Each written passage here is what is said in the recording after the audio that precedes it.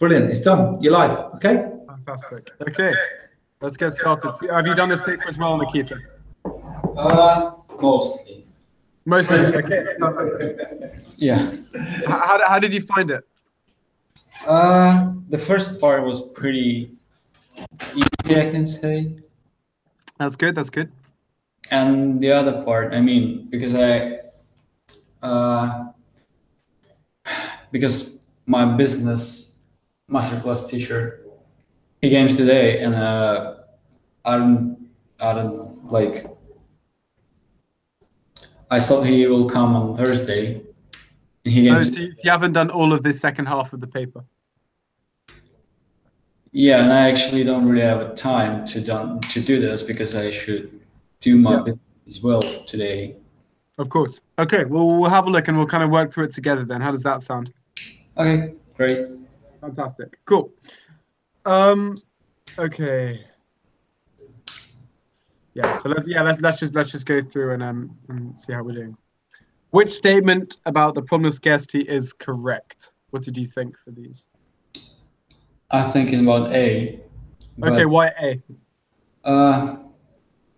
I mean, continued rise in productivity is good. It probably will solve the scarcity, but not all the time. That's why I choose D as the answer, but I'm also not sure. Yeah, so I mean, the correct answer is D. Mm-hmm. Because, I mean, basically it's this fundamental economic idea, right? That no matter how much we give people, they're always going to want more. So you can never produce enough, right?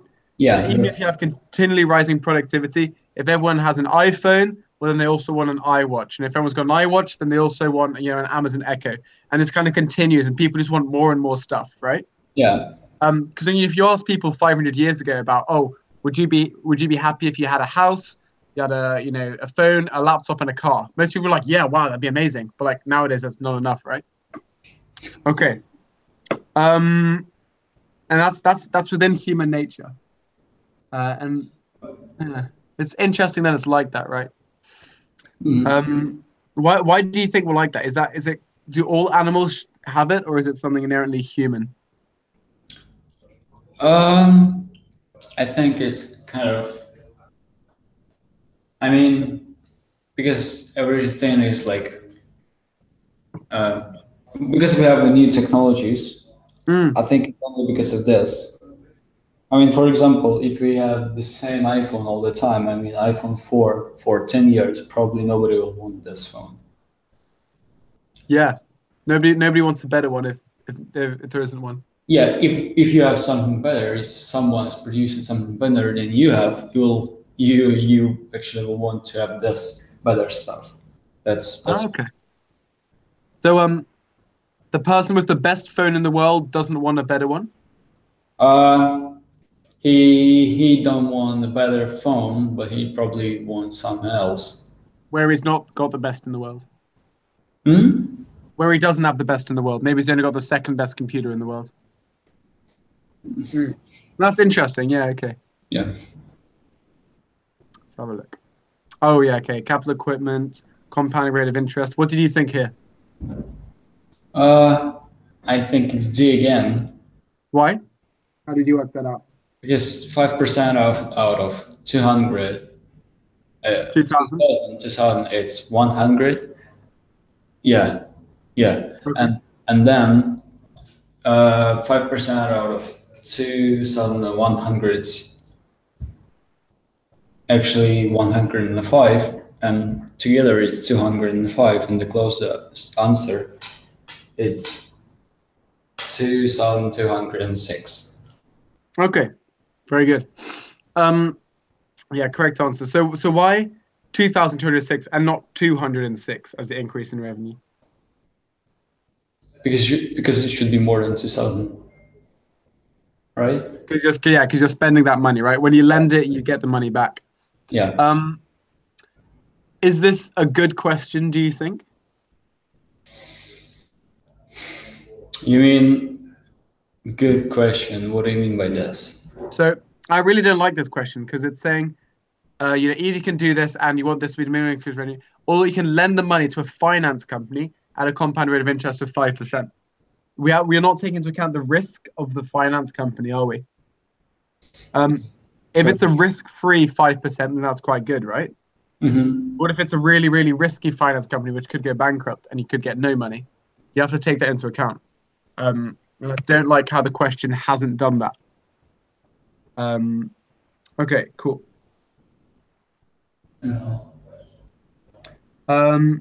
Production possibility curve. Okay. Moves from point M to N in the future. Which diagram presents in the most likely position? Okay, what did you think? Here, because what is most likely position for production possibility curve y in the future? Because on the previous one, from M to N it goes down, probably y should be less than x. That's why it's probably b. So you think which one do you think is A, B, C, or D? B. B. Okay, yeah, because we've reduced smaller curve because we're producing less capital goods, right? So less machinery. So why would it not look like? Why not D? Oh, that's an increase. Why not A? Sorry. You make less consumer goods, but like capital goods. Why can you not make less capital goods?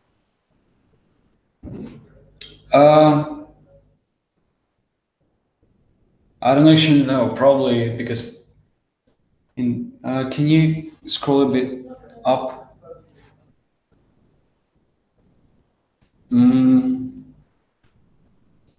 Of an economy that produces both consumer goods and capital goods, and yeah, I mean you probably need capital goods to make other capital goods, right?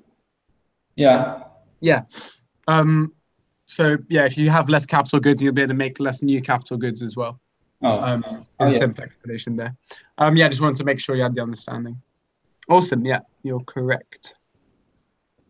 Run a fishing business together. They have one boat, and there's where the fish employed Cepheus and dip back. A, B, C, and D. Okay. That is the easiest question. What did you think? It's T anyway. It looks like you're right. Yep. Because labor, it's I don't know how to spell, like how to read the names. Cephas and Dipak probably. And Dipak, they labor anyway. And the enterprise, it's two brothers. It means that should be two and two guys. And it's only T is correct here. Yeah. Yeah, perfect. Absolutely right. That is quite an easy question. And then just identifying that the fish, which is the raw material, is land, even though it's in the sea, right? A lot of people get tricked by that. Okay, cool. The market price of a product rose from $8 to $10. As our market demand fell from, it's a big drop. Okay, what do you think?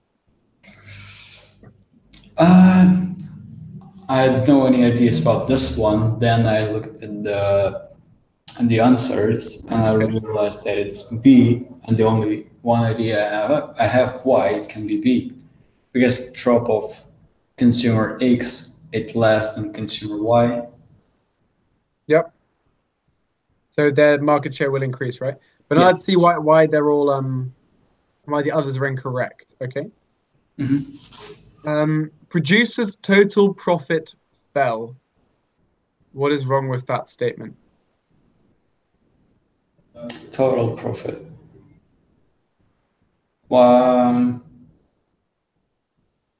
What is profit made up of? Profit? Yeah. That's revenue minus expenditures, right? Yeah, exactly. So we know that revenue is changed. Do we know anything about costs? No.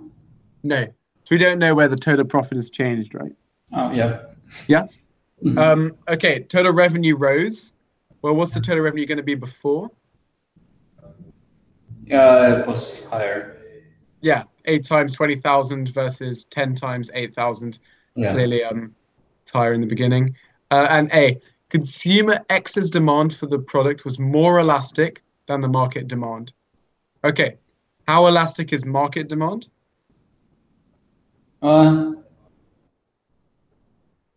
It's not really elastic. Okay, well, let's do the maths quickly. What's the equation? I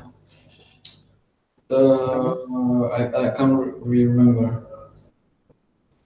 What's the? We have it on here. Okay.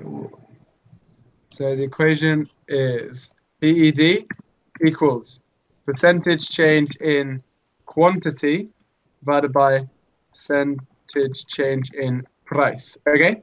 Let's do the numbers. Okay.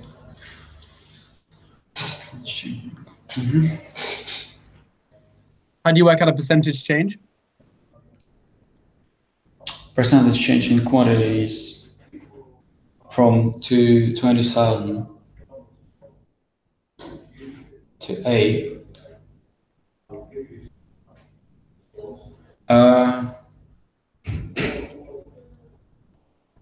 Okay. I need the percentage quantity, right? Percentage change in quantity, yeah. What's the equation for percentage change? Just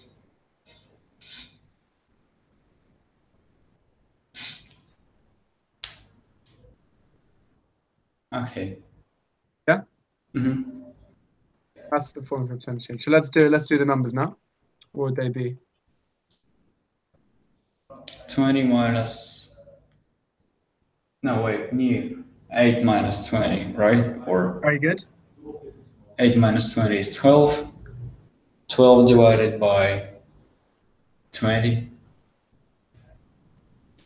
Right? Yep, very good. 12 divided by 20 is 0.6 probably. Yeah, 60%. Yeah, okay, 60%. Okay, now let's do price change. And the price change, 10 minus 8 is 2. 2 divided by 8, right? Yep. 2 divided by 8 is 25%. Very good. Cool. So what's the PED? Percentage change in quantity was 60, right? Well, it was actually minus 60, right? Minus 60. Yeah. Minus 60 divided by 25 minus 2.5. 2.4. Yeah, 2.4. Yeah. Cool. That is your price elasticity of demand. Okay. What about consumer X? Let's do that quickly now.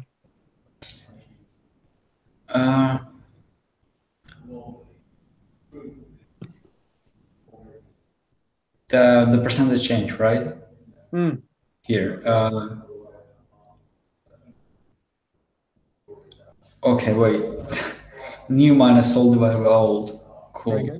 24, 6 divided by 24. Sorry, what are you doing? What maths are you doing? 24 minus 30 is minus. Yep, very good. Minus 6 divided by 30. No, wait. Yeah, divided. Yep. 6 divided by 30 is 20 minus 20%.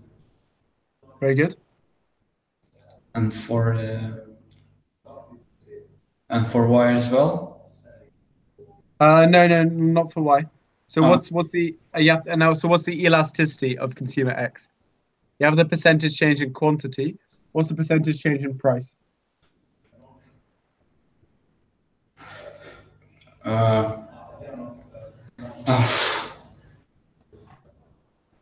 Okay, wait. It's kind of messed up in my head.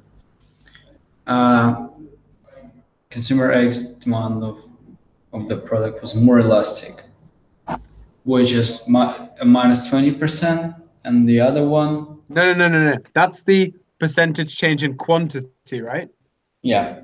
Now we have to divide it by the percentage change in price to find our price elasticity. Remember? Mm-hmm. So how much has price changed by?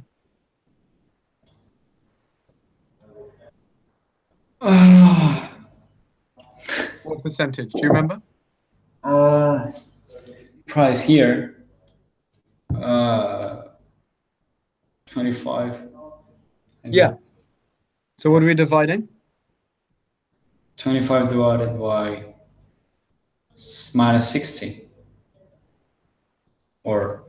Okay, so we're looking at so consumer X's demand declines from 30 to 24 when the price for a product rises from $8 to $10. Yeah, right.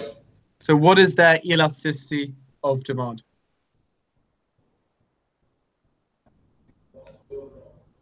We're going to use this formula, right? This one here? Yeah. Okay, so let's first find a percentage change in quantity. Yeah, which is 20. Yeah, what is it? 20%, very good. Yeah. And what is the percentage change in price? In price, 25. Yeah, so let's divide 20 by 25. What is our price elasticity of demand? Oh, 20 divided by 25. I'm gonna count this. Oh, wait. Yeah. Exactly, right? 0.8. Well, minus 0.8 to be exact. Yeah. Okay. Minus 0. So the market elasticity is 2.4, and consumer X's elasticity is 0.8. So clearly the market demand is more elastic than consumer X's demand. Do we agree? No. Why not? Because it's less elastic. What is elasticity? The change. This number what we've counted, it's actually an elasticity, right? Elasticity is change. Yeah, so the higher the elasticity, the number, the price elasticity demand, the more that the quantity of a good changes with price, right? Yeah. So can you give me an example of a really, really elastic good? Really, really elastic. Elastic, yeah. I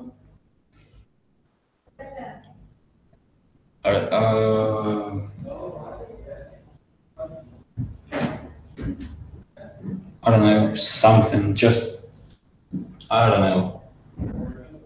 How about like something like, where there's loads and loads of substitutes. So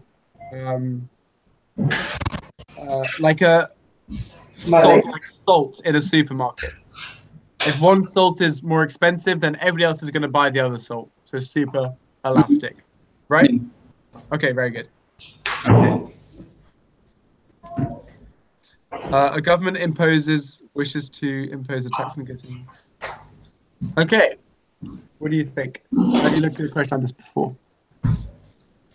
I think it's A. Why? Because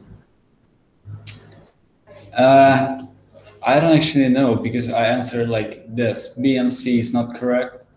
Yeah. And I don't know what is D actually. That's why it's A. Okay, so unitary means the PED is 1. Oh. Okay. Okay, yeah. And yeah, is 1. So why is it not B or C? Because it can be inelastic. If it's inelastic, you cannot like change the price, but you put the tax. Or yeah. Okay, so sorry, the tax won't work because you can't change the price, or what are you saying? Sorry. Yes, yeah, something like this. Yeah. But somebody's gonna have to pay it, right? Mm-hmm. So if I draw a quick diagram to illustrate what's happening, we have let's do a really inelastic first, okay? Okay. Really inelastic demand and just normal supply. Supply shifts up. Mhm. How do we know? Because of the tax, there's your supply shifts to the left like that.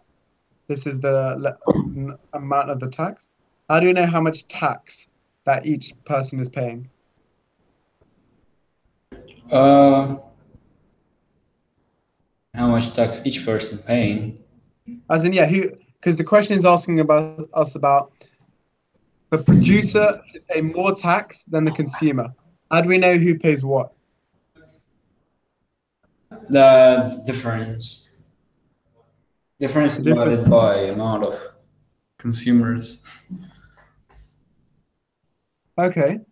How do we So what is the total amount of tax? Can you explain it to me on this box? What would it be on this box? What the amount of tax? Yeah, how much would this tax raise for the government? Oh,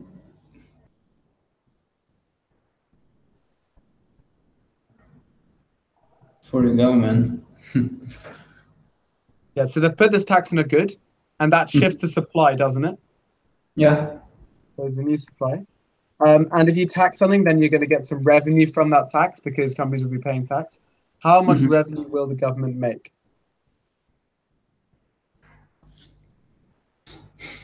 What do you think?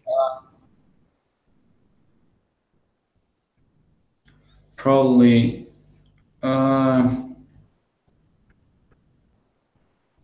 Should I say it like in this letters you put here? Yeah, let's say it in the letters. A B D E probably. Very good, right? So it's the amount of the tax, D to B, times the quantity. Yeah. That's how much tax is being sold, right? Yeah? That'll be the total tax revenue. The number you're selling and then the tax in each one. Okay? Now let's think about so now let's think about the incidence of the tax, okay? When we talk about the incidence of a tax, have you heard this phrase before? No. Okay, that is who the tax falls on. Okay, so who actually ends up suffering because of the tax, okay? Let's have a look. So, do the producers suffer a lot because of this tax? What do you think? No. Why not? Because they can't receive something from the tax. They what, sorry? They can't receive profit from the tax, right? Oh wait. Yeah, so No, yeah. basically the problem with a tax for producers is that their goods are suddenly more expensive, so less people buy them. That's why taxes are bad for producers. Yeah, Okay? but So, is this tax in this situation really bad for producers? Yes or no? oh yeah. Why? I can say it's a big tax. Yeah, it's a big tax. But let's have a look. Is the producer quantity sold actually going down very much? No. No. So Oh yeah, this is inelastic product, right? yeah, exactly. It's very inelastic. So they were selling this much before at this price. Okay. Now they're getting the same price, obviously. They're getting that amount of money, and this goes to the government, right? Yeah. And they're selling this quantity, so slightly lower quantity, but they haven't lost that much revenue, right? This is the revenue that they've lost. Okay, because they were selling there before, point C. Now there's the price that they get is D. The D to B is the tax, and then this is the quantity they're selling at. So they've lost this area, okay? Yep. The consumer, right, suddenly has to pay a much higher price. So before they were getting it at E, now they're getting it at A. That's so much more expensive for them. So who does the incidence of the tax fall on? Consumer. Consumers, exactly right. Now let's try with a really elastic case.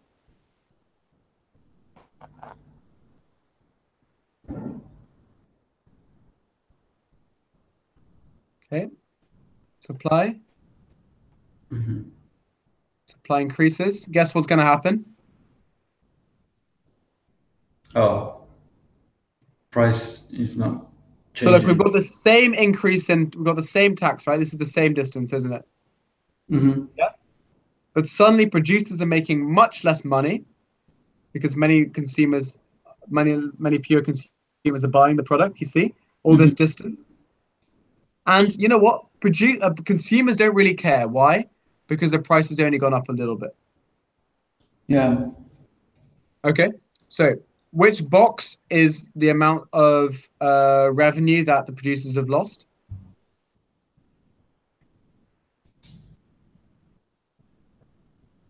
This down one. Yeah, C, D, E, F, right? Mm-hmm. What is the total revenue of the tax? Revenue of the tax.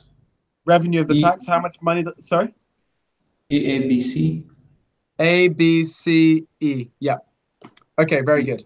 So who pays the incidence in this case?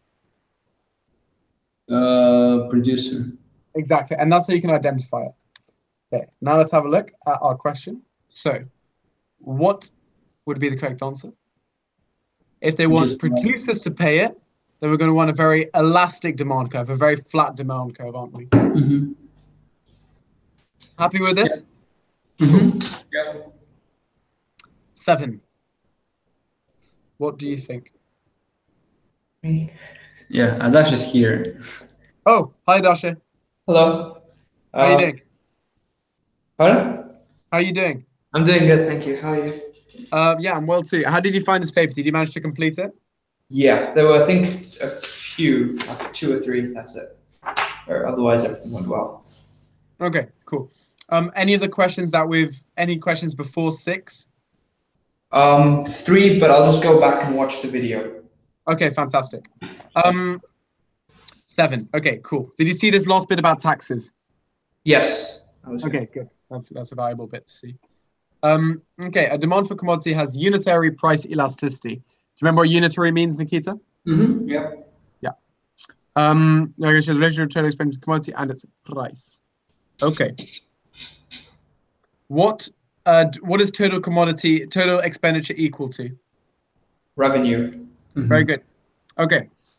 What do we think is the answer? B. I would say B. Why? Because revenue stays the same at any price level for unitary price elastic, so total expenditure should stay the same. Very good. Agree, Nikita? Yeah. Cool. The price could rise by 10% as a result of demand by 20%. Okay, this is nice, just easy math question. Let's mash it out quickly. Did you both manage to get the right answer? Mm-hmm. Yeah. I'm guessing +2. I don't know if that's the right answer. You what, sorry? I got +2. Yeah. Okay. Because it's quantity over price.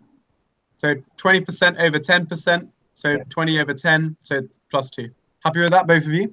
Yep. Cool. Let me check marks here. Yep. All right. I think. Yep. Okay. Supply curve for coffee in an economy. Okay. Interesting. Yeah. What did you think, Nikita? I have no idea about this one. This is quite tricky. What did you think, Adash? I said C, an increase in the price of tea. How come? Because if it moves from point X to Y, the way it could happen is with it has to have a shift in the demand curve. Okay. And, a shift in the demand curve is something that's not a factor, but that's not price. So the only other thing that makes sense is a substitute being more expensive. Okay. What do you think about that, Nikita? Is that correct? 9C. Yeah. I don't know. I probably agree with Adash and this here. Yeah, he's absolutely right. So we've got a demand curve. If you imagine a demand curve sloping down, and this where I'm drawing my pen, like that. And then for some reason we're over there. So this is called a movement along the supply curve. But the only thing that's changed is demand has changed, or the price has changed. There's been no change in the fundamentals behind supply. And then that means that demand is higher because we're over here now, higher price, higher quantity. What could increase demand? Well, increasing the price of a substitute like tea. Very well explained, Adash. Okay, why is it not a switch in consumer tastes from coffee to tea? If it was y to x, then that would make sense. Okay. X to y. So Yeah. because there's an increase in demand generally, so that wouldn't make sense. Okay. You happy with this as well, Nikita? Mm-hmm. Okay, cool. Sorry? Yep, that's fine. In the diagram, OS1 and OS2 are two straight line supply curves. Price increase. Okay. Adarsh, Adarsh, talk me through this. So I know that a unitary price elastic one for supply is when it starts from the origin. Is that what unitary means? Pardon? Is that what unitary means? That's what I presumed. Okay. So when we talk about D. Okay. When we talk about unitary price elasticity of demand, what do we mean? The change in the proportionate change in price has the same proportionate change in demand. Yeah, exactly. So when we're talking about unitary elasticity of supply, that's the same things. Proportionate change in price is a proportionate change in quantity supplied. Okay? Yeah. So it doesn't necessarily go through the origin. Okay. As price increases, the elasticity of supply, is constant along OS1 and OS2. Do you agree, Nikita? Yeah. Yeah. Let's have a look if we're correct. Yeah, we are. Would it be true to say that on a price elasticity of demand curve, it would be constant as well? Yeah. What do you think? So I think, yeah. So if we draw, I'm going to quickly do this because this is quite interesting. So demand curve straight like that. Would you say that the price elasticity of demand is constant? Yep. Mm-hmm. Whether up here or down here? Okay. Let's do a quick test. Let's say this is 100. What do we call this price at the top? The maximum price that anyone would pay for it? Any idea? Forgot. No? The surplus and stuff. The what, sorry? I forgot. Okay. We call this the reservation price, okay? Mm-hmm. The reservation price is the maximum that anyone would be willing to pay for it. 100, okay? And quantity is 100 there, yeah? Yeah. Quantity is 0 there. Now for simplicity, I'm going to draw this so it actually meets the axes. Okay, so price elasticity of demand is the percentage change, right? So let's say we decrease our price by 10. So our new price is 90, okay? Go from 100 to 90, so we lower our price slightly, okay? At 100, quantity is 0, and at 90, quantity is some positive number, let's say 20, okay? Oh, let's say 10. 10 is more accurate. So what is the price elasticity of demand?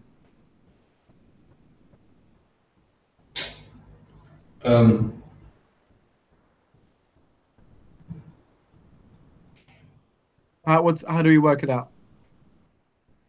Can you work it out? Because if you want to have the percentage change, something divided by 0 doesn't really exist.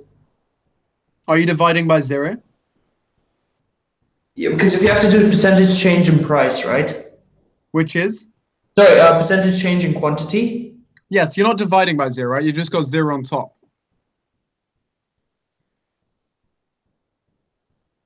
Wait, isn't it new minus old over old?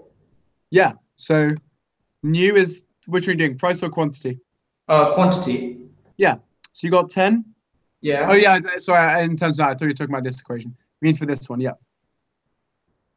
Basically, it's going to be infinite, right? Yeah.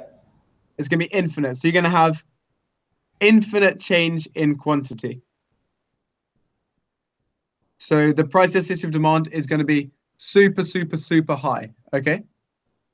Because this number here is infinite.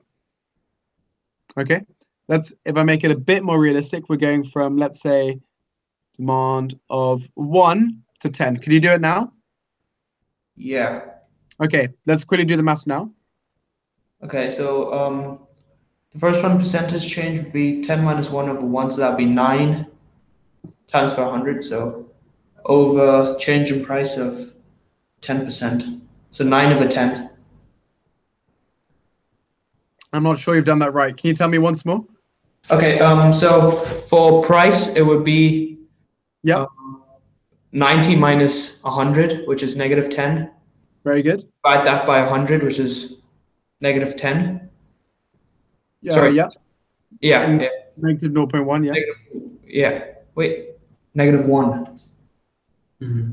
Negative 1. Sorry. Yeah. And then for quantity, it would be 10 minus 1 divided by 1, which is 9. So it would be negative 9. No, we divide by old, don't we? Old is 1, right? Oh, yeah, sorry. Yeah, you're right. Yeah, so we get 9. So what's the percentage change in quantity? Percentage change in quantity is 900%. 900%. Yeah. So let's do the division now. So we've got 900% over, what was the percentage change in price?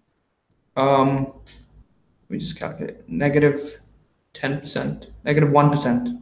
Negative, what am I saying? Sorry, just give me a moment. Negative 10 over. Negative 10. Yeah, negative 10%. Yeah. So what is our price elasticity of demand? Negative 9. Which is pretty massive, right? Yeah. Yeah, so very, very, very, very, very elastic. Okay.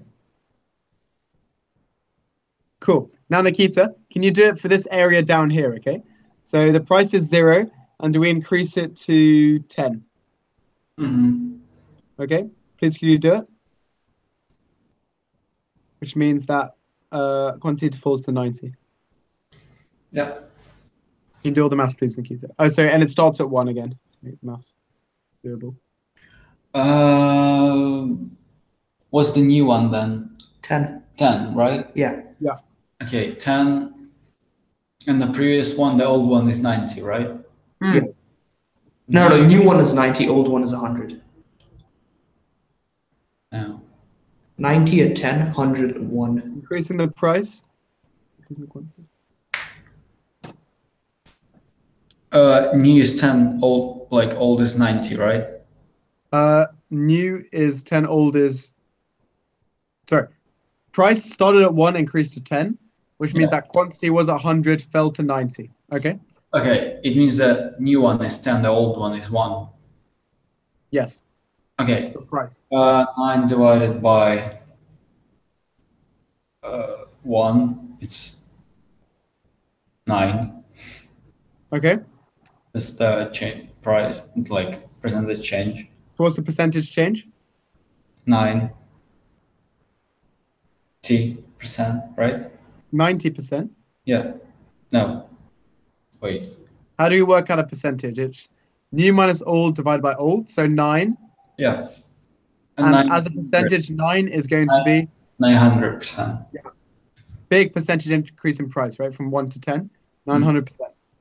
What's the change in quantity? Minus 10 divided by 100, it's minus 1. Wait, no. Minus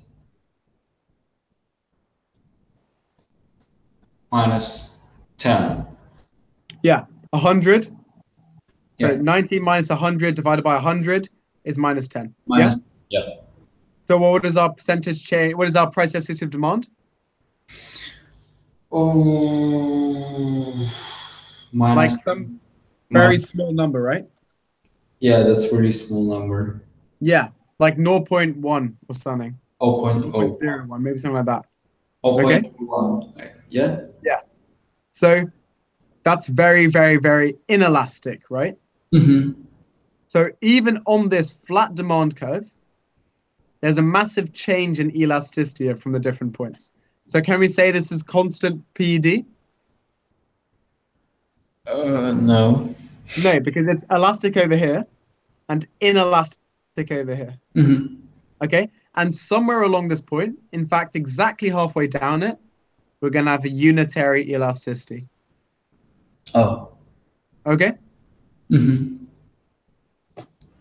And so that's why these flat curves, it really does depend. So it's a massive simplicity to say that this curve, for example, is inelastic, because it's going to be inelastic for most of it, but up here, it's still actually going to be quite elastic. Okay. Mm-hmm. But we just do that for simplicity. Okay, cool. So what would a unitary demand curve actually look like with constant price elasticity of demand? What do you guys think? It would be that Yeah. curve. It would be like an Which one? exponential curve, Something. but mirrored. Yeah. Yeah. So something like that is going to have a unitary price elasticity of demand across the entire region of the curve. Okay. Mm-hmm. Yep. Cool. Supply is simpler because they both start here, so it's constant. Okay. 11. Yeah. In which case will a given increase in the supply of a good cause the greatest fall in the price of the good? Wow, they're loving their elasticity questions today. Okay, Nikita, what do you think? In which case will increase.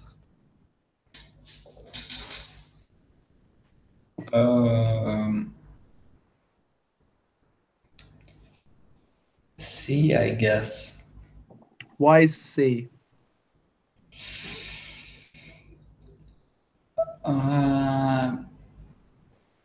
Maybe.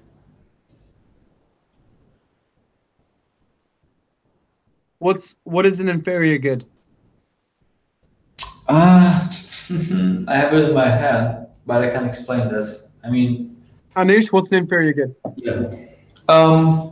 Well, something that's not as good quality, so I presume that its demand is elastic. Because if it's a higher price, then they just go for the higher quality one. Not quite. Not quite. It's something to do with income elasticity. So you're right, it's less good quality. It's something to do with income elasticity. What do you think?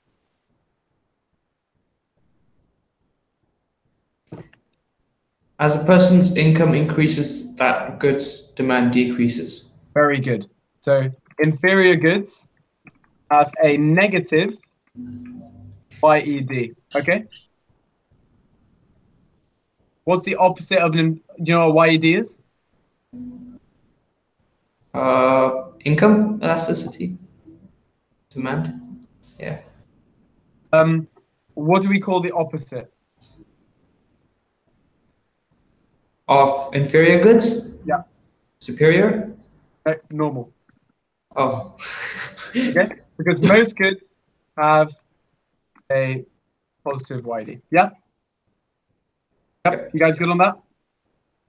Yeah. Mm-hmm. I understand Okay, that. so it's a bit. We're not actually sure about how supply of something's going to change the price of an inferior good. All we know is that if income increases, demand for an inferior good will change. So we can't actually say it's C. Okay. Mm-hmm. What else do you think it could be, Nikita? What else it could be? Yeah. Let's think. If demand for the good is infinite, would that cause a big change in price? I don't think so.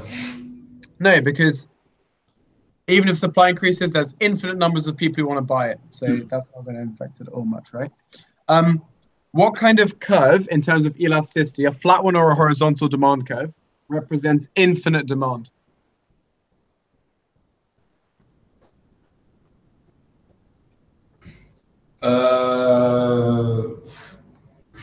Flat one. No, wait. What do you think? Flat or vertical or horizontal?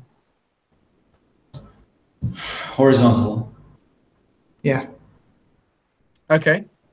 Yeah. Why? Because what is that saying? A horizontal curve, let's say this is our demand curve. Pretty horizontal. Even if supply increases by a lot, Yeah. like that. Massive increase in supply. Does the price change very much? No. So it has to No, be, not at all, right? so it has to That's be A. probably- So it has to be A, right? Because when demand for a good is perfectly inelastic, so a curve like that, perfectly, of course, would be a straight line. And even if supply, then all the change in supply leads to a massive increase in price, right? Do we see that? Okay, cool. Go from there all the way up to there. Okay, the table shows maximum price consumer would be willing to pay for successive cans of fruit juice. Okay, why is this going down? Tell me about this.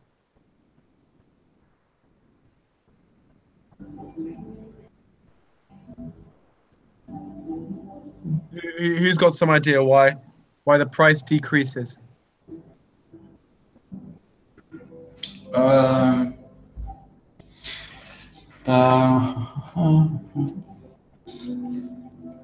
Just a second.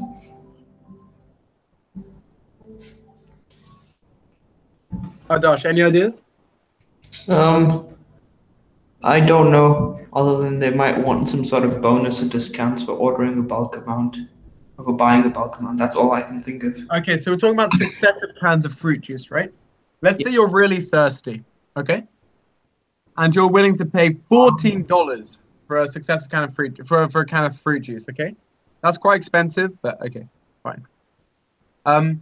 Once you've had your can of fruit juice, you want another one?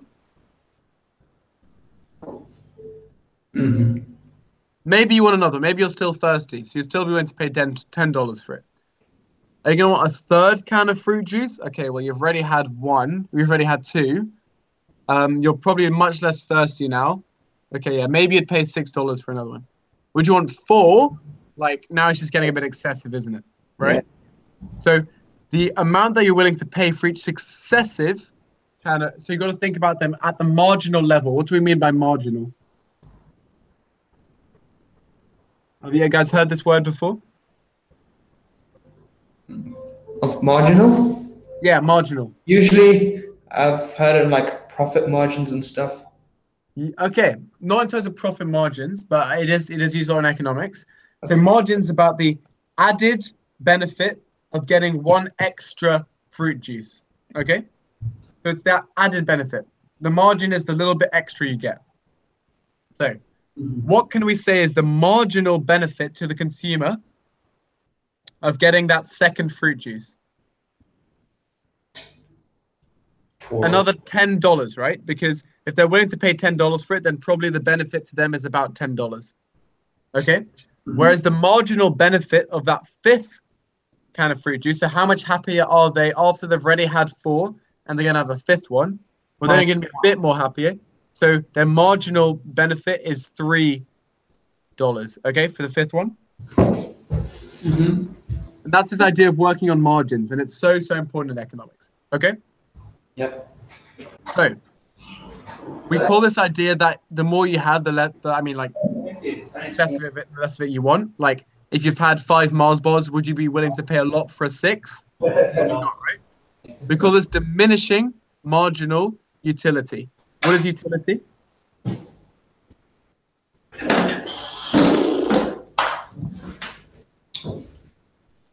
Any ideas? Can you repeat, please? What is utility? No, I don't know. Like the usefulness of something? Sorry? Yeah. How useful something is? We're not talking about usefulness, right? Utility in economics is happiness. Okay? Oh. So there was a school of thought called the utilitarians. Have you guys heard of them? Nope.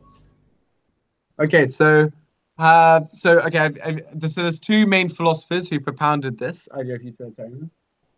Jeremy Bentham and John Stuart Mill. Heard of either? No? Okay, so are you there as well, Adash? Yeah, I'm here. Okay, fantastic. So these 2 philosophers said that the most important thing in society and in terms of moral decisions and all this kind of thing is that we maximize total happiness. So the greatest amount of happiness for the greatest number of people. You may have heard that phrase before. That is about utilitarianism, which is about increasing happiness by tenfold. So if you can make one person sad and make 10 people happy, then you should do it. Okay? So if you're thinking of building a train, which is going to connect, two cities and make people very, very happy, but you are going to have to flatten a few people's homes, then it's probably worth it from a utilitarian point of view. Okay? And this is this idea that in economics, we talk about utility. It's kind of synonymous with happiness. Okay? But obviously, you can't quantify happiness. By quantify, I mean put a number to it. But economists try anyway, because economists think they rule the world, and they call that utility. Okay? Yeah? Yep. So we talk about diminishing marginal utility because the added to the marginal utility, happiness, diminishes as you increase successive cans. Okay? Yep. So now let's have a look at this question. So the price for a can is $4. Having bought 3 cans, the consumer decides to buy a 4th. How does it affect his consumer surplus? What do we think? For me, I think it leaves it unchanged because the consumer surplus, at least my point of view, is like the difference between what they're willing to pay and what they have to pay. Very good. And since it's equal, it leaves it unchanged. Whereas for something like the 3rd can, it would raise by 2. Yeah. Do you agree, Nikita? Yeah. Let's have a look if we're right. 12A. Very good. Okay, cool. So consumer surplus, remember, it's the difference between reservation price, which is this, the maximum you'd be willing to pay, and the actual price. Okay. Which combination of change would enable the price mechanism to allocate resources more efficient in a monopoly market? What do we think? I don't know. Probably. It should be different anyway. Yeah, this is quite a tricky question. What do we mean by efficiently? Satisfying the most number of wants. Very good. Yeah. So what is sovereignty? Consumer sovereignty. Like I guess power, or like whose things are placed first, like prioritizing. Like they just. Oh. Yeah. Okay. Efficiently, it should be C, right? Yeah. So increase how much say consumers have, decrease how much say the monopoly has, and we'll probably have more. The price mechanism will probably be better at allocating resources to satisfying the most people's wants. Yeah. Because monopoly can do whatever it wants, so it can charge whatever price it wants, and consumers are not very happy about that, are they? Yeah. Okay. Cool. A firm wishes to build a factory extension. What do we think?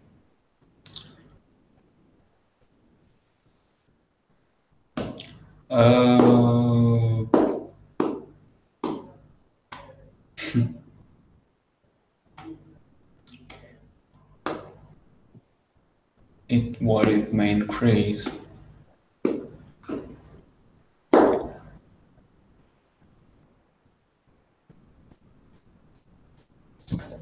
It's probably not. It's not comparative cost, right? No, it's not. It's not the private costs. No. Maybe external. Yeah, exactly. So, let's say you build an. What is an external cost?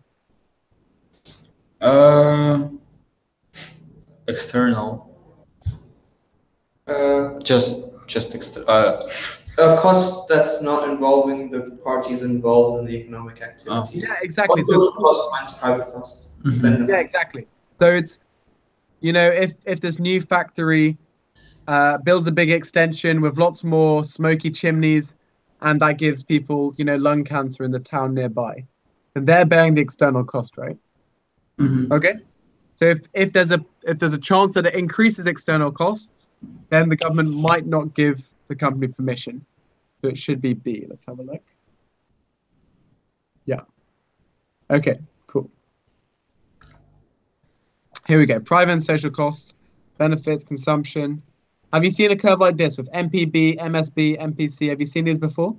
No. I haven't seen it before, but I found it pretty straightforward because Okay. costs, social costs. So yeah, let's have a look. Could you try explaining some of the why marginal social cost, please? Pardon? So we have this curve, marginal social cost and marginal private cost. Do you know what these curves might be? What these what they mean? Yeah, what are they? Do you know? No, I don't know what. Like, I understand social costs and private costs, but not like marginal social costs. Okay, cool. Let's have a look. Let's see marginal private cost. Okay. Okay. So this up here is costs and benefits. Cost. Let's start. And this is 1 to 2. Okay. So how does the private cost vary with quantity?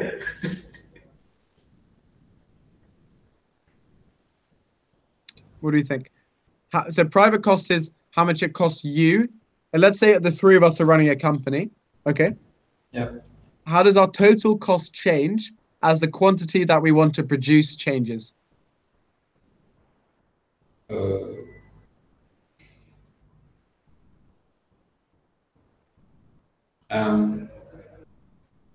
What do you think, others? Pardon? How does the cost of, so if the three of us are running a company, how does total cost change as we increase quantity? It increases. It increases, right?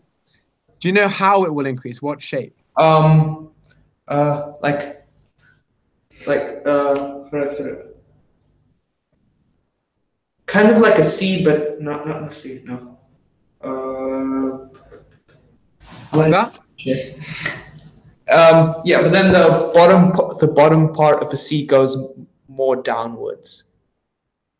Can you turn it like a mirrored PPC curve? No. Like that? Yeah. But then without the bottom part. Without the bottom part. So like that? No. Like this one. No, I'm trying to go like that. Because of economies of scale. Oh, okay. Yeah, you understand what I'm saying? So it's like how can we describe this shape?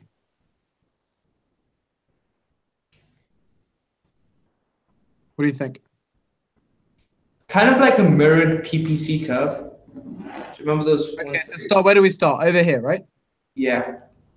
And then it increases and then flattens out more. Something like that. Okay? Yeah. Yeah? Okay, cool. This is in the long run, right? What is the difference between long run and short run? Economies of scale? No, do you know what's the technical definition between long run and short run? Oh, no clue. Okay, so in the long run, do you know, Nikita? What the difference between? Yeah. I don't know how like the definition stuff is. Oh, it's where rent and stuff is. Yeah. So at least short run is fixed, and then whereas in the long run it's not. Mm-hmm. Yeah. Right. Okay. Do you understand this, Nikita? Yeah.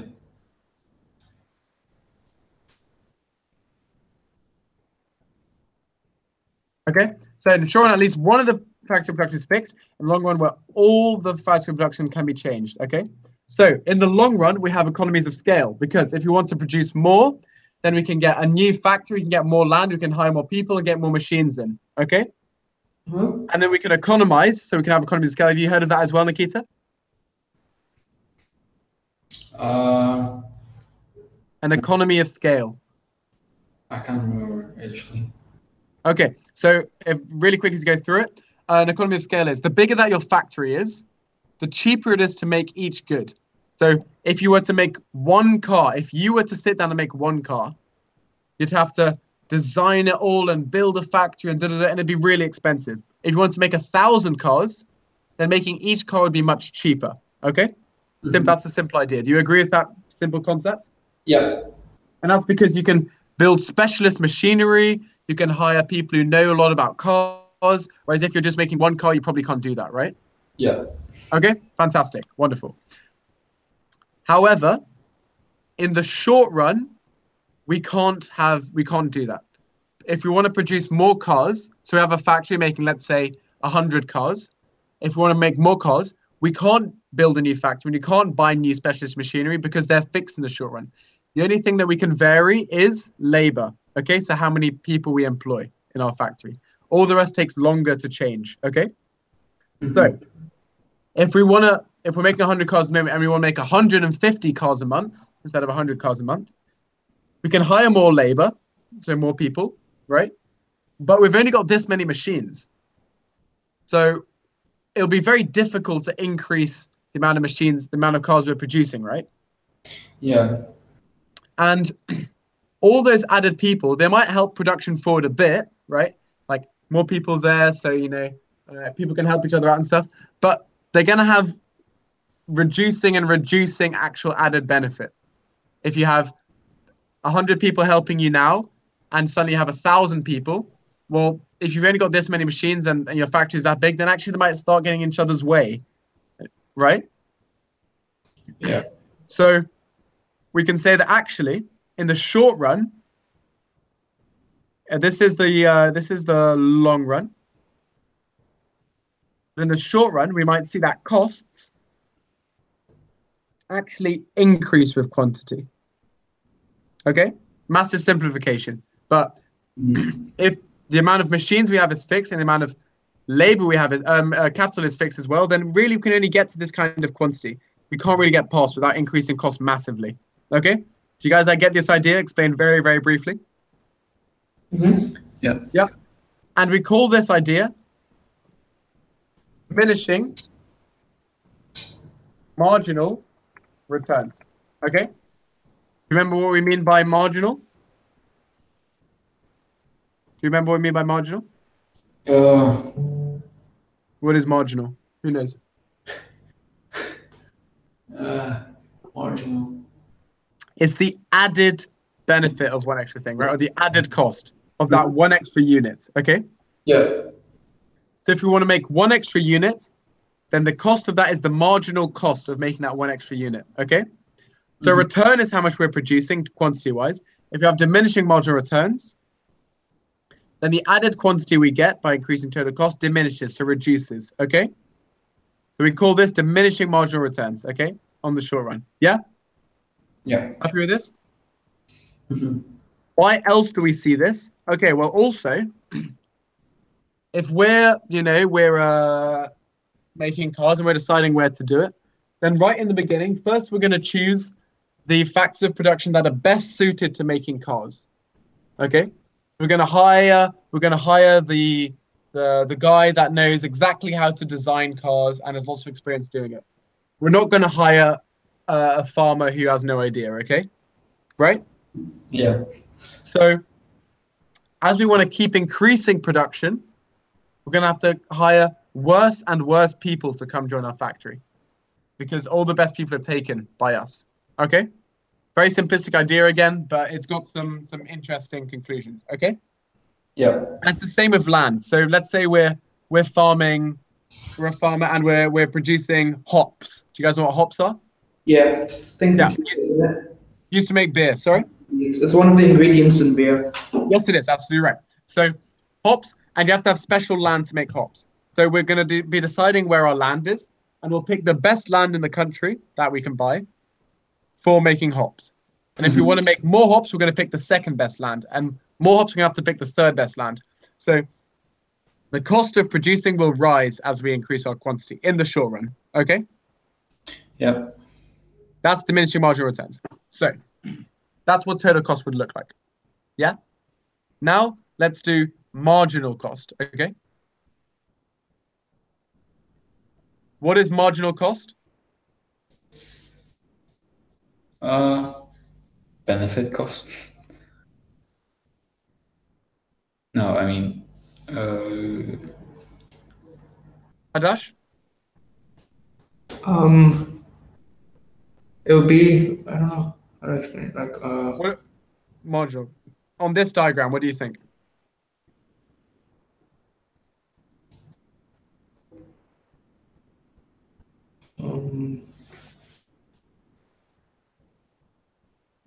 not entirely sure. Okay, so marginal cost is the added cost of producing one extra unit. So margin, we're always talking about one extra unit, yeah? So in the short run, it would. Yeah, what would happen in the long run? In the short run or the long run? Long run. Let's do long run first. Long run, it would be like the top. It would look like this?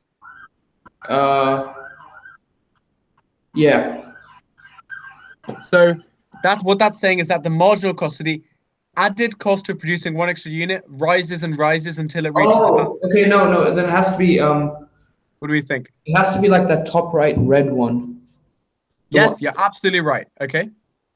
Where the marginal costs start quite high, like quite high over here, you know, it's increasing quite quickly. And then marginal cost, the added cost of making one extra unit is tiny here, isn't it? Yeah. Right? It's going to look exactly like that. And we can call that the marginal cost LR. Okay, marginal cost in the long run. Okay. And this is the economy of scale diagram that we sometimes see, isn't it? Average cost or marginal cost falling with quantity. Okay. Let's do marginal cost in the short run. Nikita, what do you think? marginal cost in the short run. Yeah. The Like, added cost of making one extra unit.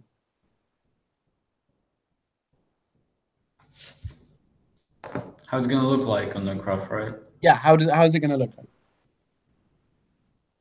Probably like Increasing or decreasing? probably decreasing. Okay, so what we see is that if you want to make a little bit more quantity here, right at the end, then the added cost is massive, right? If you want to move from a quantity of that to that, huge increase in quantity, right? Yeah. So what shape do we think it's going to be? It's probably the opposite one. It's actually going to look quite similar. Do you agree, Adash? Mm-hmm. Yeah, I agree. Because yeah, so the marginal cost at this point is really high, right? And the marginal cost there is quite low. You know, we're only increasing a little bit, and then it's going to start increasing much more rapidly, okay? So we see the curve looking a bit like that, okay? And this is why the supply curve slopes upwards, okay? Rather than downwards. So we simplify that just like we simplify a demand curve. No demand curve actually looks like this. A more realistic supply curve is more like that. So we simplify that and we say, you know what? Our supply curve is upward sloping like that, isn't it? Right? Yeah. But now let's talk about marginal cost, okay? So we've got an idea about what it would look like to draw. Okay. And we're going to be talking in the short run. So we can talk about marginal cost, and this can be our marginal cost curve. And we're going to simplify it down there, okay? So marginal cost curve. And private or external, what kind of cost curve is this? Private. We're just talking about our own company, right? Yeah? Cool. Now let's talk about benefit, okay? What is this demand curve actually saying? What does this demand curve mean? What is the benefit to a consumer who's willing to pay 90 for a good? What is the benefit of that good to the consumer? Benefit, it's worth like 100 to them. Yeah. If their reservation price is 100. Sorry? It's a 10 surplus, consumer surplus of 10. Oh, if the price is 90 and they're getting it for 100? Oh, they're getting it for 100. No, sorry. Yeah, the price is 90 and they're willing to pay 100, surplus of 10 pounds, right? Yeah. Because what a demand curve is actually telling us is it's actually the marginal benefit of consuming that good. Okay? So marginal benefit, what do we mean by that? Well, it's the added increased happiness, utility benefit of consuming that good, right? Mm-hmm. So when we go up and we see this here, right? The marginal benefit is decreasing, and that's why we have that downward sloping demand curve. Okay? Do you see? Marginal benefit's 14, then 10, then 6, then 4, then 3. Okay? You guys happy on this? Yeah. Yeah. So that's why the marginal private benefit, so that's just the benefit that I get from consuming this good, slopes down like that. Okay? And we can call this the marginal private benefit. Okay? That's how much happiness I get from that's how much added happiness I get from consuming one extra good. So if we're talking about Mars bars, okay? Do you guys both like Mars bars? Mm-hmm. Yeah. Yeah? Okay, cool. So the first Mars bar you get will make you really happy. Okay, that's how happy you'll be. The next Mars bar you'll be this happy. Next one you get, you'll be that happy. That happy. Until you've had so many Mars bars that having one extra Mars bar only makes you that happy. That much happier. Okay? Yeah? Yep. And that's what marginal private benefit is, okay? Cool. So in a free market, what will society produce? Where?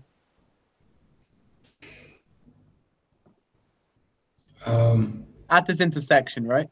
Mm-hmm. Yeah. That's We'll the. have some price there and some quantity there, okay? Now let's think about social costs, okay? So what are the 4 types of externality? You guys remember? The 4 types of Externality. You would have positive and negative for consumption and production stuff. Yep. You do you remember this as well, Nikita? Yeah. Oh, yeah. Yeah. Okay, yeah. So we have positive and negative. Let's do a production externality, a negative production externality, okay? What will our curve look like for marginal social cost if there's an externality, if there's a negative externality? So for example, a factory that when it produces its coke, it also produces a lot of pollution, then the marginal social cost is going to be higher, isn't it?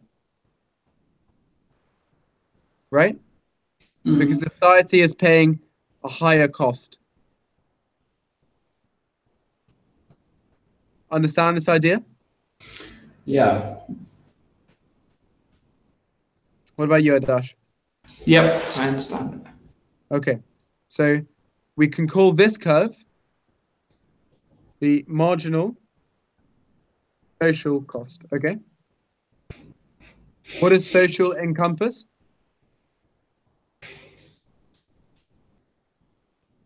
What is social? Social is private plus And external. Mm-hmm. private plus external, right? So because there is a positive external cost from producing this, the marginal social cost, the total cost, which is this private cost of producing it, plus the external cost of the fact that other people have to bear pollution, means that the marginal social cost is higher, okay? So this is what will be produced in a free market. But if we were going to run the market in a way that actually benefited society by the most possible, where would we actually produce? Where the marginal social cost intersects with marginal personal benefit. Mm-hmm. Yeah, private. Yeah? So this is overproduced, isn't it? Wouldn't you also factor in marginal social benefit? Yeah, you're absolutely right. So for example, That's what would be produced. sorry, if what, sorry? If you have marginal social benefit, that's where it would be in a theoretical place. Yeah, so let's say the marginal social benefit was like this. Is this higher or lower? There's external benefits. Exactly, there's external benefits. So, you know, maybe this is vaccines. Okay, so the factory that makes vaccines also makes pollution. So there's a marginal social. So there's a higher marginal social cost than my marginal private cost because other people are affected. But it also benefits all of us that people are getting vaccinated, right? So there's positive externalities of consumption. Yeah. Yeah. So we can say that the marginal social the marginal social benefit is also higher. Okay. And that might lead to what point is societally optimal? This point, this point, this point, or this point? Optimal would be B, A, A. B. Which one? A. A. So why aren't we taking into account social benefit instead of private benefit? Isn't A the one in the middle? The top middle? Oh, yeah. Sorry, yeah. This is if you want that one to be A, at that point, right? If we want to maximize happiness in society, then we should be producing where marginal social cost equals marginal social benefit, because that takes into account private, so the people doing it, but also society. Okay. Mm-hmm. How do you feel about this, Nikita? Confusing, right? Kind of. Yeah, there's a lot to take in. This is basically a whole topic, and like in school, if you went to normal school, you'd spend like 2 weeks learning this. Okay, so we'll do a bit of recap and do some questions on it. But basically, what you got to remember is to operate on the margin. What is the definition of margin? Marginal. The added cost for each, for one item extra produced.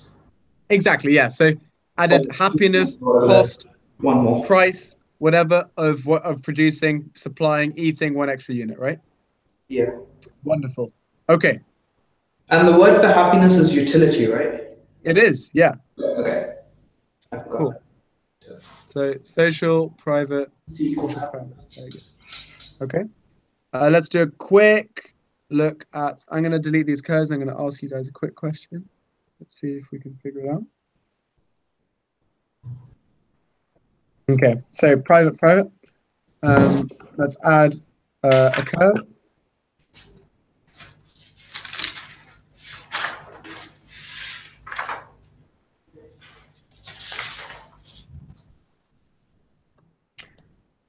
Nikita, what kind of externalities do we have?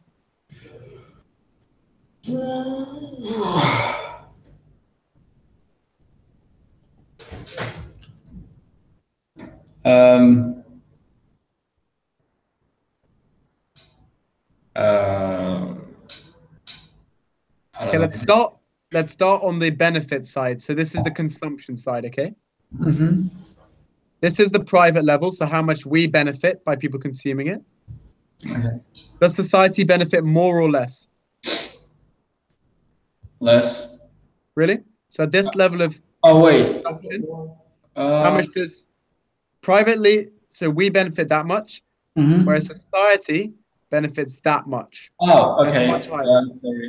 That's the okay. Mm-hmm. So what kind of externalities do we have? Private benefit stuff, externalities. So we have positive externalities of consumption. Yeah. Yep. Mm-hmm. Positive externalities of consumption. Adashay, can you talk me through the production externalities, please? You would have positive and negative. Positive or negative? Which one? Pardon? For this one, I'm sorry. For production, it's a negative externality. Okay, why do we think so? Because the marginal social cost is higher than the marginal private cost. Is it? Let's have a look. What would be the marginal social cost? Choose a new color. Marginal social cost at this level of. Oh no! Yeah. Slower. That's the marginal social cost. Marginal private cost is actually higher. It's high, yeah. But marginal social cost is marginal private cost plus marginal external cost, right? Yeah. So how is it possible that it's lower? There's a positive externality. Exactly. There's positive effects on society. Okay. This is negative, a positive externality of consumption, and also positive externalities of production. Yeah? Happy with this, guys? Yep. And that's just going to be a lot more practice figuring out where stuff is, and then I'll start coming, okay? So, where would society produce in a free market? In a free market, where the red line intersects the green. Agreed, Nikita? Yeah. Because we're talking about the private levels, right? And society in a free market only takes into account private happiness and private costs. Yeah? So this is what we'd have in a free market. However, what would be socially most beneficial? Where the two black lines meet. Yeah, because that's when we're taking private views into account, but we're also taking into account how society is affected. Yep. Yep. So is this good overproduced or underproduced? It's underproduced. Massively underproduced, okay? Yeah? Mm-hmm. Beautiful. And that's a whole massive topic of the last part of the syllabus for economics A level. Okay? Cool. Now let's try to answer our question. So usually that kind of a product would be subsidized by government? Yeah, exactly. You're very, very, very right. Okay. Why would that be? Why would that be? Because the social benefits there's a huge social benefit. So in order to reduce that private cost, government would subsidize it so that there's more production. Yeah, and let's talk about marginal private costs. Okay, so in order to reduce that marginal private cost, the government would subsidize production. Okay. Adash? Yeah, I'm good. Okay, fantastic. Do you guys make notes on this stuff, or do you just kind of try to remember? I just remember. Okay. Well, like once it makes sense, I don't really forget it. Okay, that's good.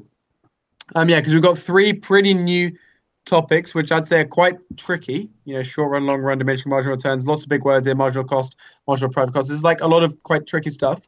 Yeah, but if that's your way to learn, that's your way to learn. Cool. Now let's answer our question. Okay. An MSc equals MPC. What does this mean, Nikita?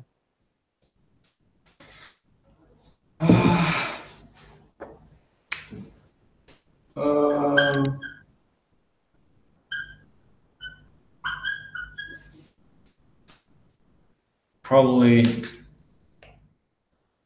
I don't know, maybe there is no any externalities. Exactly, no externalities. So the social cost is exactly the same as private cost because there are no externalities. Okay, so no externalities of production or consumption. Production. Very good. And in terms of consumption, Adash? There's positive. Positive externalities of consumption. Very good. What is the value of the marginal external benefit? Okay. What do you guys think? Let's think this through. I said 4C. Okay. How did you figure that out? Because I did. So it's usually produced where marginal private benefit is equals to marginal personal costs. Sorry? So the difference between 10 and 14, like it took that line up where it intersects with marginal social costs. I'm not sure if that's right. You understand, Nikita? Mm-hmm. You sure? I don't have any other options. That's why I think so. I think. Okay. Yeah. That's where society will produce. That's the social benefit at that point, 14. Which means that social minus private is external. So 14 minus 10 is 4. So the answer is C. Let's see if we're correct. Absolutely right. Okay. Cool. What can be provided only as a public good? What's a public good, Nikita? Well, the good which everyone can use, right? Sorry, say that again. I think you're right, but say it again, sorry. The good which everyone can use. Yeah, 2 technical terms. Do you remember them?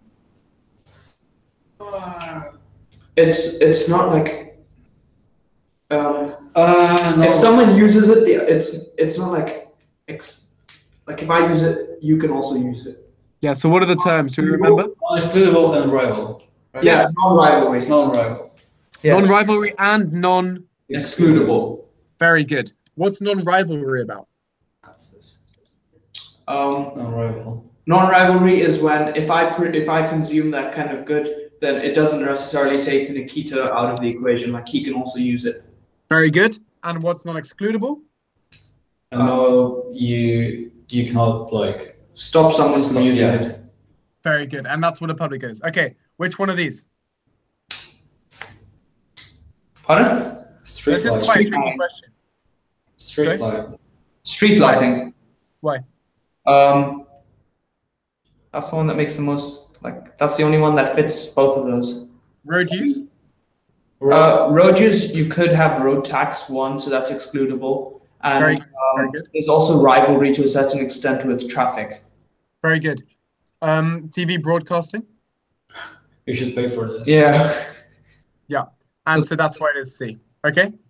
Yeah. Security services, you can just get in to protect one person, right? Yeah. Cool. Crazy diagram here. It all makes sense. Foreign made. Okay, a bit of macro. What did we think? I said D. I'm not sure if that's right. Movement from G to F. Okay. Can you explain why, please? Okay, so if the importers increase the supply of the phone, it goes from S to S1. And then there was an increase in demand, so it goes from D to D1. So currently the point is at the new equilibrium is at G. But then, so that's without a limit. But now if there's a limit on the imports, then it goes from S1 back to S. So it goes from G to F. Okay, Nikita, do you understand that? I understand the movements, yeah. I think so. Yeah. Yeah, I think you're right. C, right. Oh, sorry, you just said G to F? Yes. Okay. Let's think. Why would it be to F? To Can you F. explain the last bit? Why do you think it's to F? Because there's a limit on the imports. Okay. So the quantity. No, wait, no, that doesn't make sense. It has to go to X. No, sorry, to F. Sorry, because then the quantities supplied at any point has to decrease. Okay, so the government wants to protect manufacturers, which would keep the supply at the initial quantity, right? Yeah. What is the initial quantity? We want it to be back there, right? Initial quantity is at X. So let's draw this. Actually, no, it won't be very easy to draw out. Okay, so we have our supply. Supply increases, demand increases. We are now at G. Okay? Yeah? Mm-hmm. The government wants it to be back at X. So it's going to have to increase, it's going to have to decrease supply by putting in a tax, right? Mm-hmm. What price is it going to have to do that? And let's say it moved. I really wish I could draw on this. Okay, let's just do it ourselves. Very quickly, boom, boom, boom, boom, boom, boom. We start here. We move to here. Now the government wants it to be back here, right? They want supply to be back there. So what are they going to have to, how big is the increase in price going to have to be? Where is this new line going to be? Is it going to be moved to here? Adash? Pardon? Sorry. Wait. Okay, so we want we want the, this is the same diagram I've just done. Supply one, supply one. The government wants the same supply as before. Okay. So where should it draw the new supply line? Here? If that's the same supply as before, yes. Is it the same supply? Yeah. Where will the market reach equilibrium? Oh, okay, so I realized it has to be C, G to E. So it had to be more to the left until it intersects with the initial quantity, I realized. Yeah. Yeah. At that point there, where C, G to E. Okay. Yep, understood. It's actually going to be much higher than it would be. It's going to be all the way up here. Yeah? Yeah. Okay, cool. And that's going to mean a massive increase in the price. So maybe the government shouldn't do it. Okay? So we move from G to E. Okay? Cool. Maximum price of P2 on a product. Ooh. Nikita, what do you think?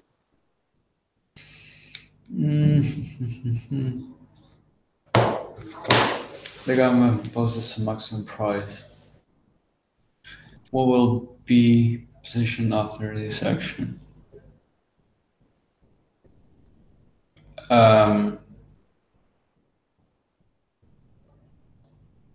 Position of what? Of P and Q. Of a Q.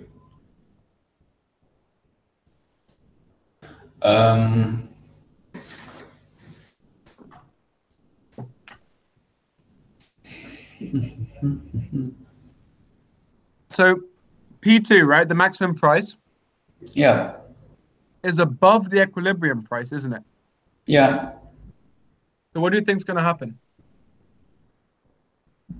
Just personally, I think nothing. Nothing at all. Exactly. A is the answer because price and quantity, neither of them are going to change. Okay. The maximum price is higher than the equilibrium anyway. Okay? Mm-hmm. Just like it's kind of going a little bit off topic. Yeah, please. But could the producers of the product play some sort of psychological thing and increase the price to the maximum, saying that now the government knows that our product is so valuable now, that's why they're putting the maximum limit on it? Yeah, possibly they could, right? So actually prices could rise. I'm not sure how happy the government would be about that. And they might be like, okay, yeah, we're going to put in a lower maximum price. Also, if we're thinking about perfect competition, in perfect competition, if any one company raises its price, then they go out of business, right? No one was going to buy from them anymore. Okay. As long as you have this, monopoly or something. Okay, can I ask a question? Yeah, sure. Okay, if the price, your usual price is P1, what if they will make a maximum price the same as the price now? Nothing changes. Yeah, but it's also, I mean, if they will have an idea to put the maximum price, if they'll put the maximum price like this in the graph, it's probably could, I don't know, something can happen. But if the price will be the same, but it's still the maximum price, probably some companies will maybe cost less, maybe. Yeah, so it depends on what assumptions you're making, right? If we're talking about the original assumption of economics, perfect competition, then all companies charge exactly P1 and nobody has any other different price and all companies are homogeneous, so they look exactly the same, okay? So instituting a maximum price of the equilibrium price would have no impact because all companies charge exactly that much, okay? In the real world, obviously, some companies charge a bit more, some companies charge a bit less, but some of them would lose money, right? Is that the answer to your question? Yeah. Okay, cool. Let's move on. 19. Free trade. What do we think? Can I just say my answer? Please. I thought B. B. Okay, what about you, Nikita? I don't know. I've missed this part of the. Okay. Oh yeah, no worries. So if we're doing free trade, what this basically means is that we trade with other countries. So would England make its own rice if it could trade with China? No. No. It would mainly make a whole lot of biscuits and tea because they're really good at that, and then they'd export that. So would we have more or less diversification of locally produced goods? Can you repeat, please? Would we have more or less diversification of locally produced goods with free trade? Less. Independence in production. Basically, the more we trade with other countries, the more we rely on them. We get our steel from China, we get our food from Europe, we get our mobile phones from America. So we're less independent, right? Mm-hmm. And greater security for local industries, definitely not, because you can go out of business if, you know, India can do it cheaper, right? Mm-hmm. But you do get more efficient in resource use because you focus all your production on whatever you're most efficient at doing. Okay? Yep. Cool. What's meant by dumping in international trade? Any ideas?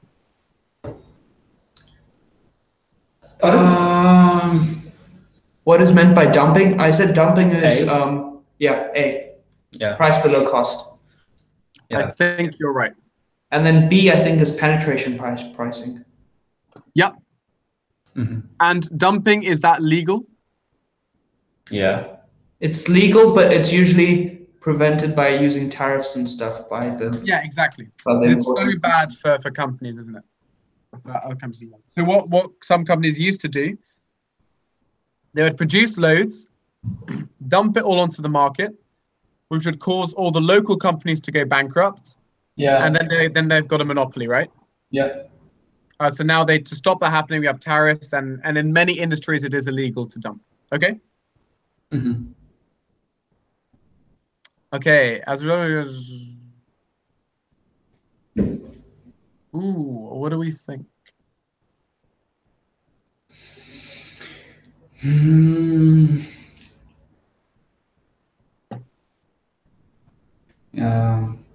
To expenditure and toys.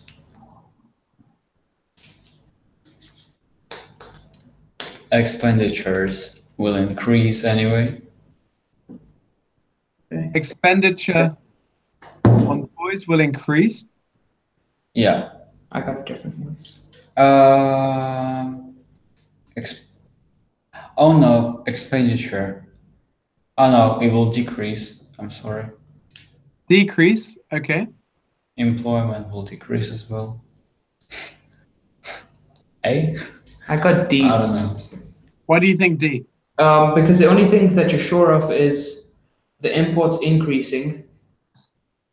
And then it says the toys are much cheaper than similar toys, but then you don't know about the quality of stuff, but are not of such good quality. So maybe the people in Europe the incomes are really high, so they wouldn't really the expenditure on toys wouldn't change because they wouldn't buy those African toys. Okay. And therefore, employment wouldn't be total expenditure, right? Pardon? It's total expenditure. Yeah. What happens with expenditure on all toys? Okay, so European and African. I'm saying that's just uncertain. You don't even know if they're actually going to even buy African toys. Yeah. So maybe they'll buy lots of African toys and buy less European toys. We still don't know which one's going to be more, right? Yeah, and that's why we don't know about unemployment about employment. Okay, but why can you say that imports will increase?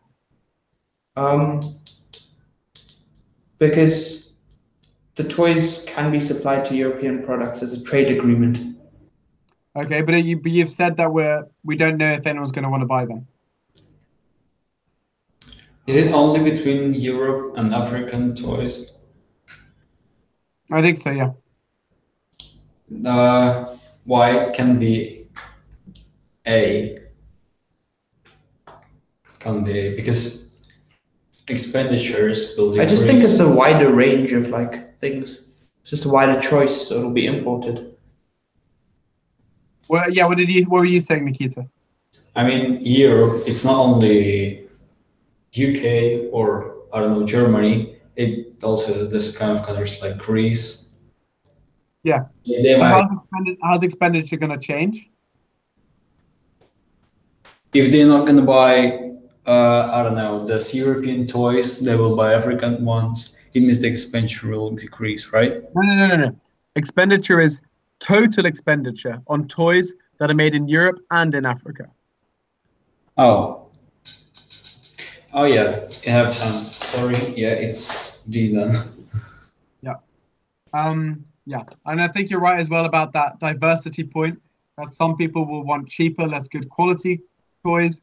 Some people will want the more expensive, better quality European toys. That's why imports will likely increase.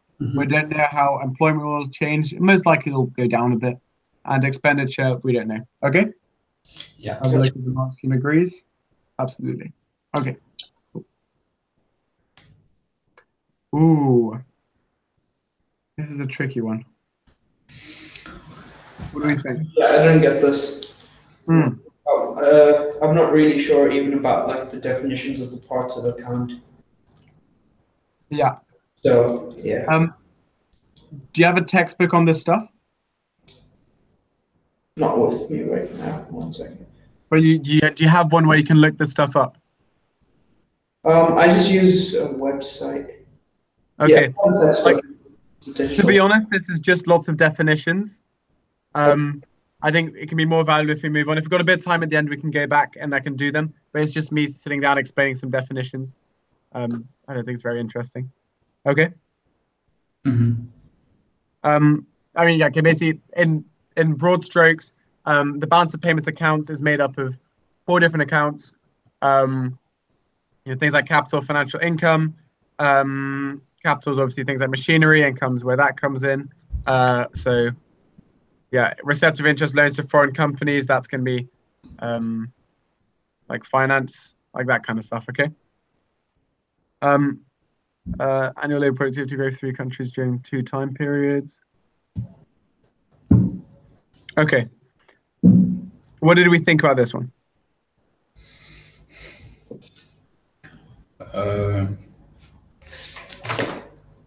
I just found it pretty straightforward.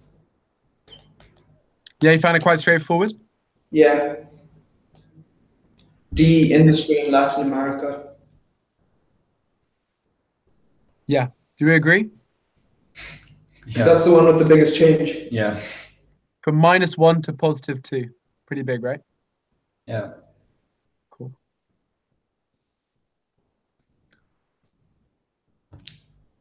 Oh, this is an interesting one. Nikita, talk me through what you think could be going on here.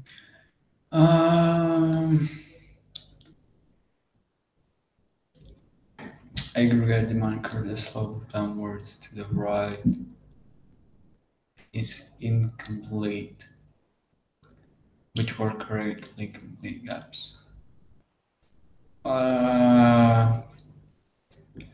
Aggregate price level rises, rate of interest.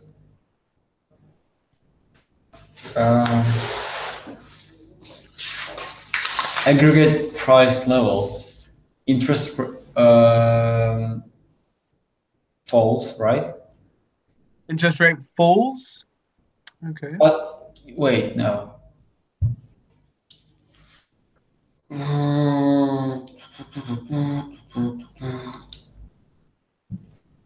Okay, wait, no. Second one is false. Yeah. Wait. Second one as in 1, 2. No, it might not be. Well, why do you think? Talk me through your reasoning. If aggregate price level rises, it means the real. That's inflation, right? Yeah, that's inflation. Very good. Okay, so the level of consumption. Lower consumption and the real value of savings it's lower as well. Okay. It means 2 and 3 falls. So 2 and 3 both fall. Yeah. Yeah. And what about 1? I can't actually remember about interest rates, but if it's not A, it's C only. I would say interest rate increases. Why? Because if inflation occurs, right, then the value of money decreases, so then people will think that inflation will carry on throughout. So they just want the rate of interest to increase as well. Yeah, exactly. Would you? I mean, would you put your money in a bank account if inflation was 2%, but the bank account only pays you 1% interest? Probably not, because you know that your money keeps going down in value, right? Yeah. You probably want to spend it. Also, interest rates also to do with like a mortgage on a house, right? If a bank, if there's a higher inflation rate of 10% a year, is the bank going to give you a mortgage of 5% interest? I'd happily take it. Sorry? You would take it, wouldn't you? Yeah, you take it, but the bank wouldn't give it to you because inflation is so much higher than the interest rate. So as inflation increases, the interest rate increases as well. Okay? Mm-hmm. Yeah. So it's C, rises, falls, falls. Okay, here we have a rate of inflation graph. Okay, so here in this period, in years 3, 4, 5, inflation is falling, right? Yeah. Yeah. Does that mean that prices are falling? No. No. No. It's just falling. The prices are rising at a slower rate. Very good. Okay, what can be concluded, Adash? D, the value of money rose in 1 year because the rate of inflation decreased. Yeah. Probably. Yeah, just this year here, right? The value of money fell for 5 years. I mean, clearly not. The price that was highest during year 4. Clearly not. And the price that fell during 2 years. It's quite hard to tell from the graph, but it looks like it was only 1 year, right? Yeah, it's only 1 year. Yeah. Okay. It's better if you just like put points and then look at that rather than having the lines. Yeah, it's not very handy, is it? Okay. The value of money rose in 1 year. You're absolutely right. That's that point there. Okay, cool.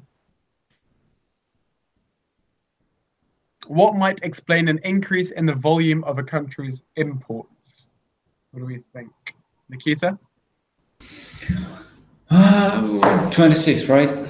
Yeah. Volume of a country's imports.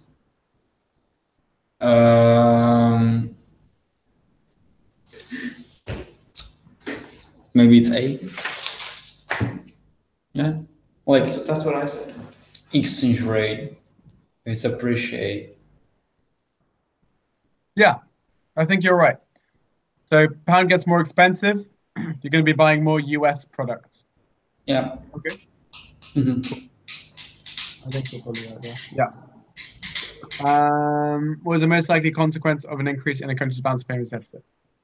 Adash, what is the balance of payments deficit? When your imports are higher than your exports, like the value of them. Yep. So what do you think for this question? So I thought C. Why C?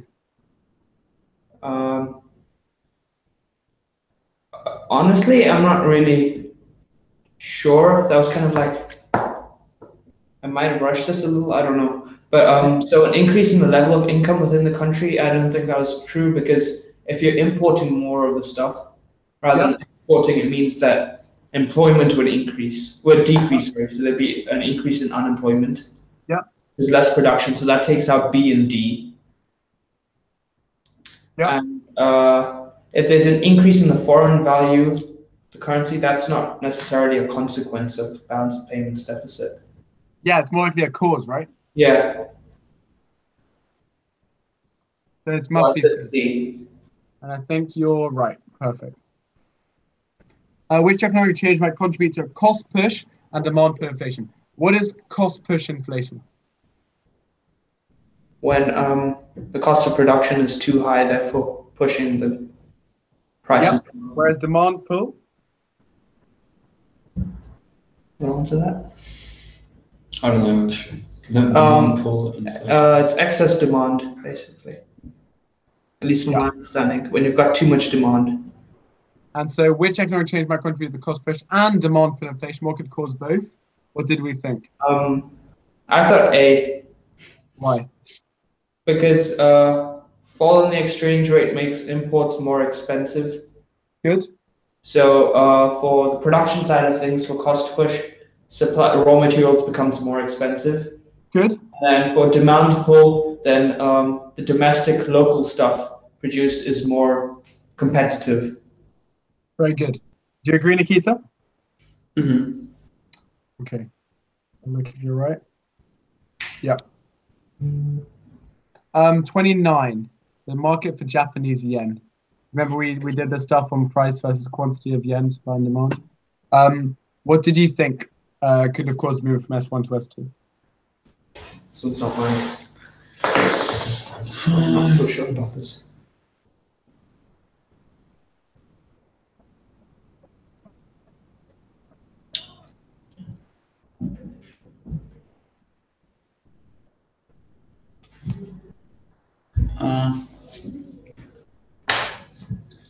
What could have caused the change in the supply?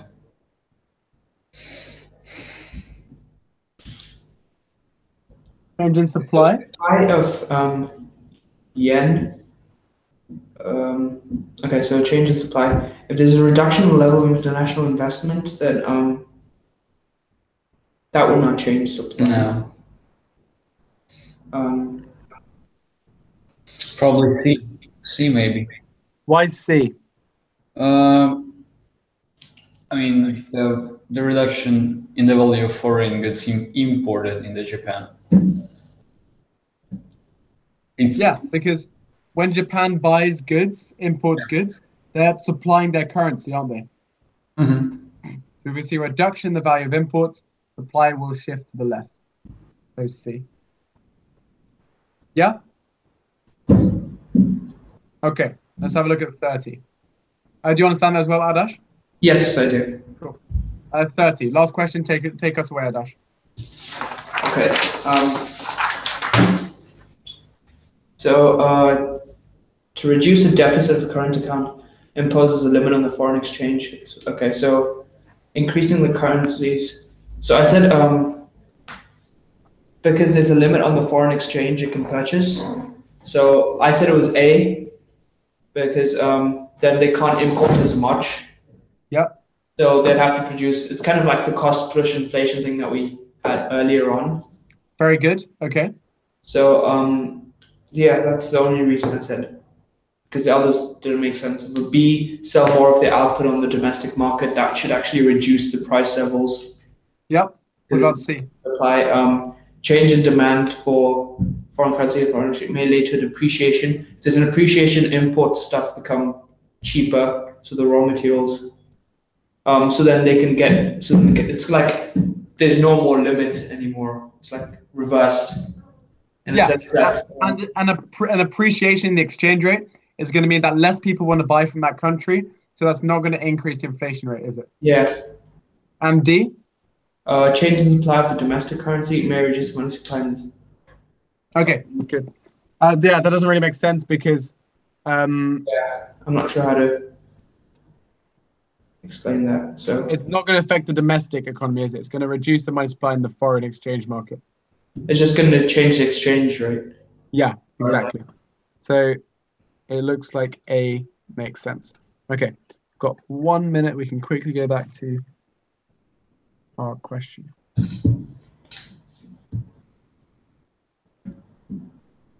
I actually worked through this pretty fast. Sorry? 2 hours. Yeah. Because usually we don't finish the paper, so it's good. We're making. Yeah, actually, we're working quicker and quicker. This is good. Yeah. Okay. What do we mean when we talk about so what is the balance of payments made up of? I have no experience. Any ideas? Can you repeat, please? What is the balance of payments made up of?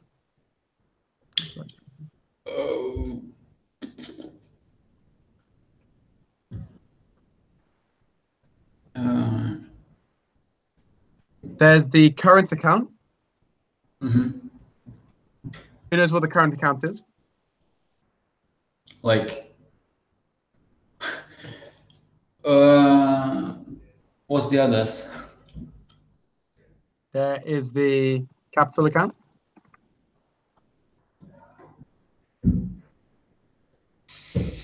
and we can talk about the financial account. Okay. Let's start with the current account. What do we think about that?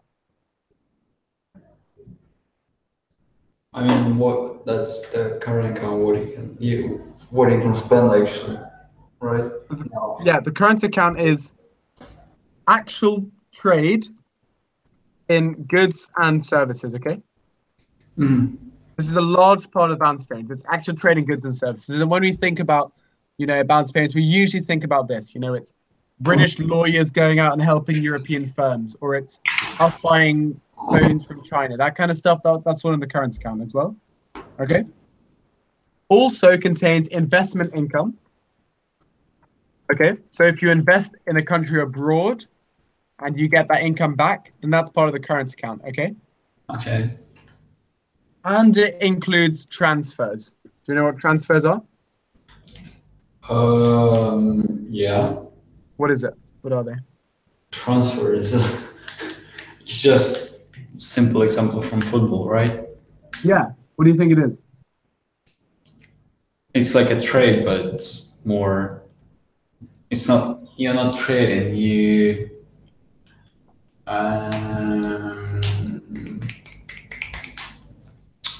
It's basically when like a government transfers money to another government. Okay. So like one government could just be paying a different government for something. Do we see any examples of that? For example, the UK pays the EU a large amount of money each year as part of the EU budget. Okay. You can call those government transfers. Okay, and that's included in there as well. Yeah, but okay? Would something like aid go under that? Absolutely, aid would go under there as well. Okay. Sorry, I cut you off. But they're not receiving any profit, right? They just transferring. Yeah, aid is just helping out. Okay. Yeah, exactly. So no matter if you're sending money abroad as a government, that comes under the current account, and that's going to reduce your balance of payments. If you're receiving money the other way around, investment income. If I buy US stocks and US shares, so like I buy Apple stocks and Apple pays a dividend, then that comes under the current account. You guys know what dividend is? It's like the profit of owning a share. Yeah, exactly. Reward. That comes under investment income, which is part of the current account, which is part of the balance of payments. Okay. Yeah, I've got to stop here. But if you guys like, then we'll finish this off in the next session. Okay. Okay. Okay. See you guys. Thank you. Thank you all very much. Bye. Bye. Thank you. Bye. Thank you. Have a good day. Have a good day. Oh, I still broadcasting.